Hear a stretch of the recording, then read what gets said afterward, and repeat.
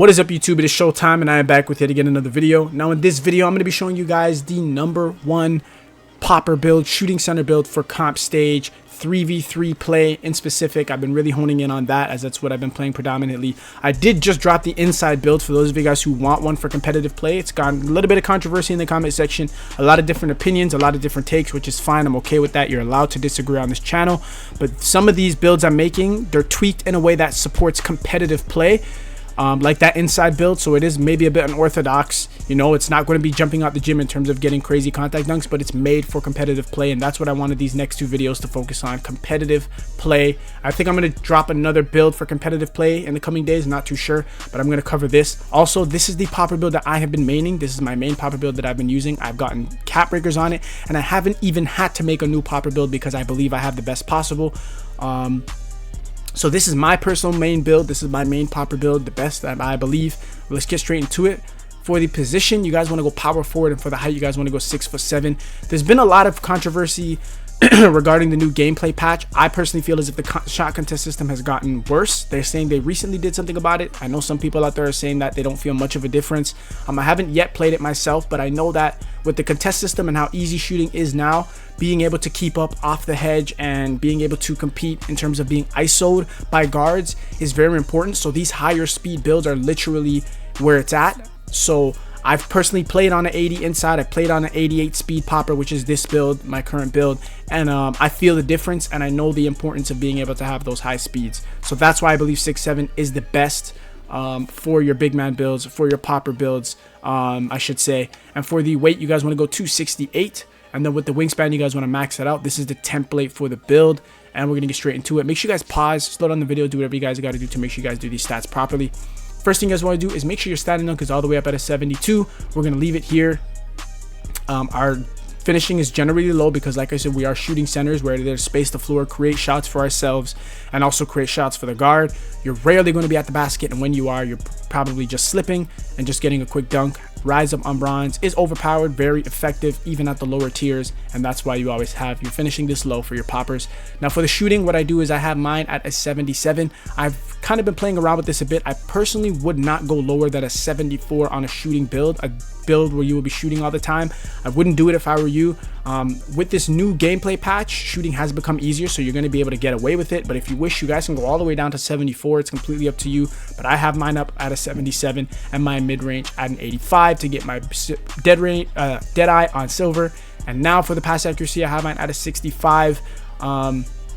I will say pass accuracy is pretty overrated this year. I'll be honest. I have mine at a 65. It works very well. I have builds where they're higher. I have a build with a 75 and I have a build with a 94 pass accuracy. And I can tell you that especially for the position you're playing as a popper and your role, 65 pass accuracy is more than enough. It's good enough. It will work for you, and that's what I've been using pretty much the whole year. Now for the steal, I have mine all the way up at a 91. I see some people go 85. That's fine. I like mine at 91 so that I can have my glove on gold. Sometimes I get these random plucks when the opposing center gets the rebound. I just spam square, I get a random pluck. Apparently the on-ball steal mechanism is still broken, so I'm taking advantage of that personally. I got my glove on gold, and I also like having it pretty high up so that when I get cap breakers again, I can just bring the steal up just by a few ticks, and I'll be able to have my interceptor on Hall of Fame, or even if I wish, glove on Hall of Fame and all that other good stuff. Now for the perimeter defense, I have mine up at an 85. This is the sweet spot. Personally, if I get cap breakers, I may be looking to having this even higher, but 85 is the sweet spot, what I've been using on all my builds for my big men. And then for the block, you guys can go 84, so you guys can get the paint patroller on silver. This is what I've been using. They have apparently buffed paint defense slightly, so, you know, but this is the best you can get on a popper build. As you can see, it's not going to let you get any more than this. 84 is where it's at, so you guys get your paint patroller on silver. For the rebounding, I have mine at a 94. When I got my cap breakers, I instantly put I put 2 on my defensive rebound, so I have a 96 rebound. That's going to give you guys the rebound chaser and the it's the rebound chaser, Hall of Fame, and the box out beast. So you guys can raise that up when you guys get your cap breakers. That's personally what I did. I'll leave it on screen what my build looks like with the cap breakers. And then with the offensive rebound, I have mine at an 80. And then with the speed, I have mine all the way up at an 85. Like I'm telling you guys got to have an 85 or greater. If you do not have an 85 speed or greater center build, I mean, I personally think it's just better to have that higher speed, especially when I'm getting ISO'd. I'm tired of getting killed by these 5.9s, 5.11s, so having high speed works in my favor. And for the agility, I have mine at a 77 for that slippery off ball on gold, which is going to help you get around the court and get open for a pop.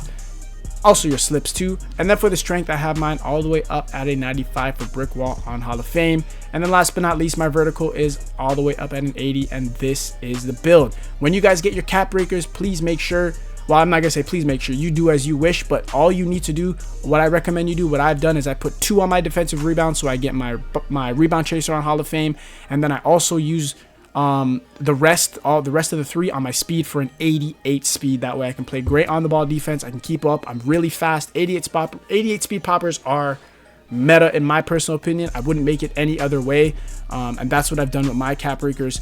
And this is pretty much it for the build. I don't know if I'll drop any more popper builds. I think I've kind of just mastered it, and I think this is the one I'm going to be using throughout the year. Unless any gameplay changes, any metas, anything that I'm aware of comes out, I'll be dropping a new one. But this is the best, the 2-way board hunting stretch build. I hope you guys do appreciate it.